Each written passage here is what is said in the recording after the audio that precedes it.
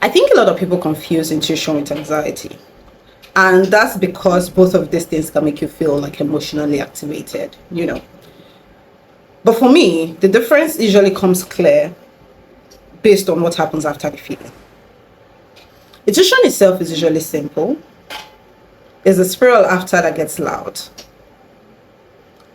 I've noticed that when I'm anxious, I'm experiencing, racing thoughts, restlessness, checking my phone repeatedly, wanting certain thing immediately, replaying conversations, trying to figure out what was said, all those kind of things. And it's not just in romantic relationships. It's not just in romantic relationships, really. It's in business, it's in everyday affairs. And it's usually the spiraling, the feelings that happen after, that's usually my biggest clue. Intuition doesn't make me spiral at all. It's anxiety that does that.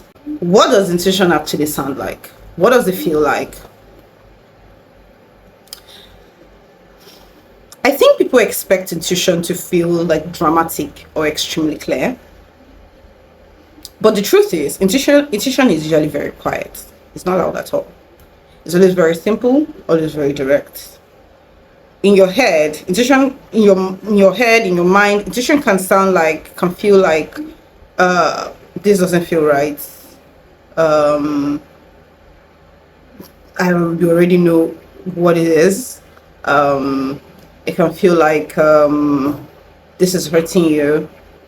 This person is inconsistent. You want more than this. It can feel like those things. And for me, intuition just is simply knowing. I just know. Once I just know that thing, that's usually my intuition, like pointing me in the right line. My body notices something even before my mind can fully explain it.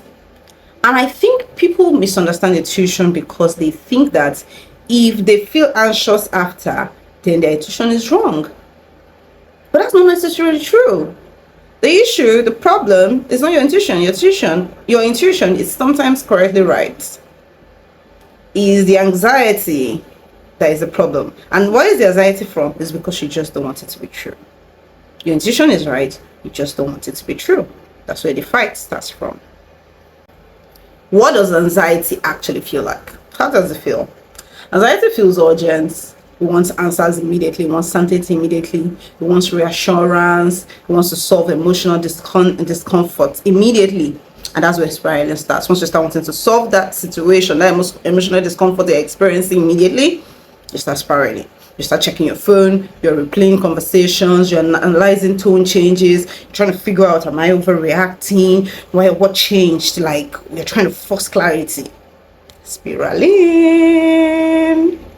And in your head, it will be looking like, I'm asking for too much. What if I lose them? Am I overthinking? Am I imagining this? Like, I need to know right now. Those are signs of anxiety. I think a lot of overthinking most times is usually an attempt to escape uncertainty. It's because you don't know, you want to escape uncertainty. That's why you overthink. Because uncertainty can feel very unbearable for some people.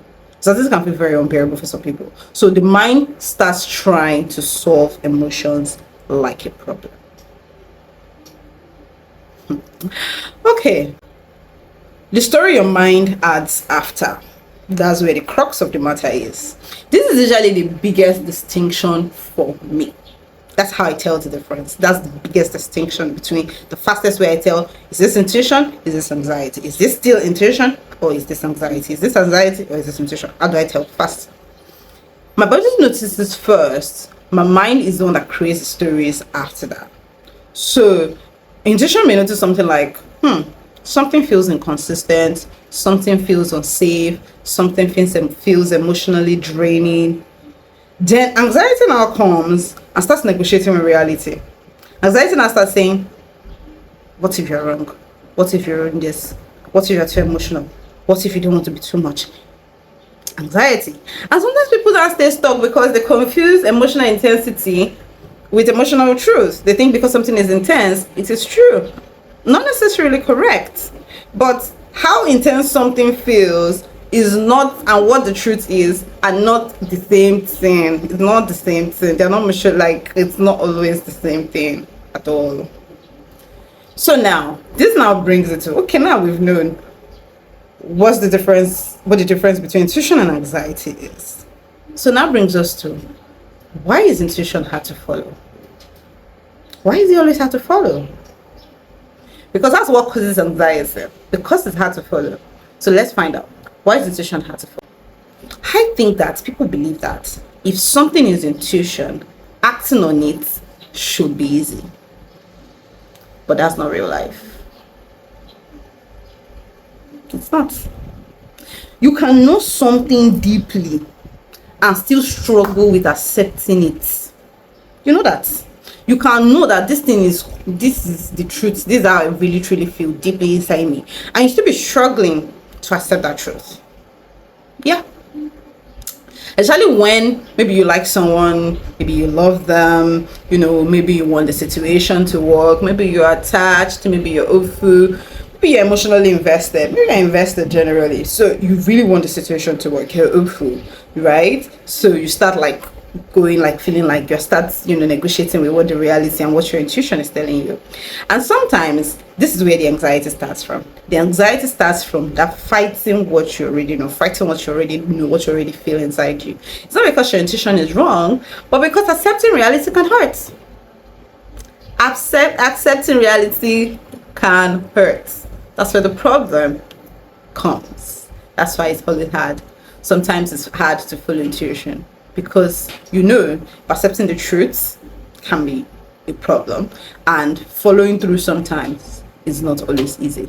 So intuition is not always simple to follow. That's not the indicator. The indicator is, how do you feel in how do you feel, like what helps when you start spiraling. What helps?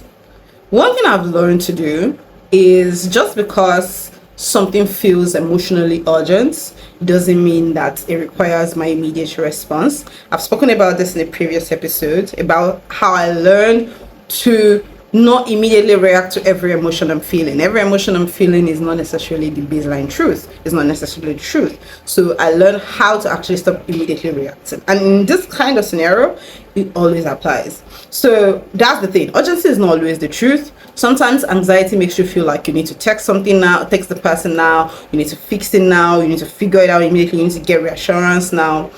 But I realized that desperately needing reassurance immediately is because my emotion is dysregulated. The second thing that helps me is creating and actually ascertaining the difference. Exactly what am I feeling right now? I asked myself, what's the first thing I felt before I started spiraling? Before I went into this, manic, chaotic episode where I'm thinking and I'm juggling and my head is doing like this. What? What was the first thing? What was the first thing I felt? Like, where did this actually start from? So, because usually the truth is, intuition actually came first, and anxiety came after intuition. So, the intuition came first, the fear layered onto that, and the fear is is the one that triggered the anxiety. So I go back to what the intuition is. So I'm able to remove myself from what is actually real and what is actually not real, what my mind is playing onto, what fear is layering on my intuition. So that's the two major things I do. First thing is, I learn how to stop reacting immediately to things. Urgency is not always truth.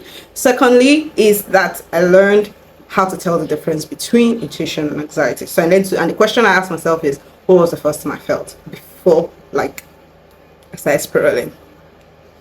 So, and I also try to stop treating my body like it's the enemy. All this restlessness, the racing thoughts, the inability to focus, obsessive thinking, those things doesn't automatically mean that, something terrible is happening. They're signals. Your emotions, your feelings are usually signals to something else. So sometimes what they actually simply mean, what they simply signal, is that something inside me feels emotionally unsafe at the moment. So, and that's what I try to walk back to. So usually there's always a causality. There are always also sometimes deeper issues. There are also things that actually make you feel easily insecure. So those are the things that you point back to. You try to be like, oh, okay, why am I reacting this way? What can I do actually to navigate this whole thing better? So I think that emotional regulation is sometimes allowing uncertainty to exist without trying to force it immediately. Because this is is very practical to me, very, very practical. I had to learn how to regulate my emotions. Not because, just because sometimes you can be a mess. You can just get emotional and you just be like, oh my gosh, what do I do? So I had to regulate. And regulation meant that I had to be okay with uncertainty. I had to let uncertainty exist. I had to learn to, let things be. So how will I define emotional regulation now? I'll define emotional regulation as waiting and observing. You just wait and observe. Like, wait and observe. Grounding yourself. Like, if you feel like you're spiraling, if you get to the point where you're spiraling, you ground yourself. And you let things reveal themselves naturally instead of spiraling into fear. Because eventually, everything will reveal itself. Everything will pass. Everything will actually reveal itself and unfold in due time. Right? So this brings us to the close of this episode. Self-trust is not about not feeling anxiety at all. That's one thing you need to know. You need to be able to take away this from here. It doesn't mean, oh, you never feel anxiety. I still feel anxious. I still do. So I don't think definitely not about never feeling the anxiety. Self-trust is about learning to recognize when fear has taken over the conversation. That's self-trust. So you know the difference. And learning how to return to yourself before panic sets in, before panic actually starts creating reaction, before you start reacting from that panic. So that's how you help yourself. So self-trust is knowing that you recognize when fear has taken over the conversation. You know that, oh, this is fear just speaking. And helping yourself, returning to yourself, grounding yourself before you start reacting out of that panic. That's self-trust. So thank you very much for watching this episode. If this resonates with you, stay here with me. I'm going to be sharing new topics weekly. See you next week. Bye.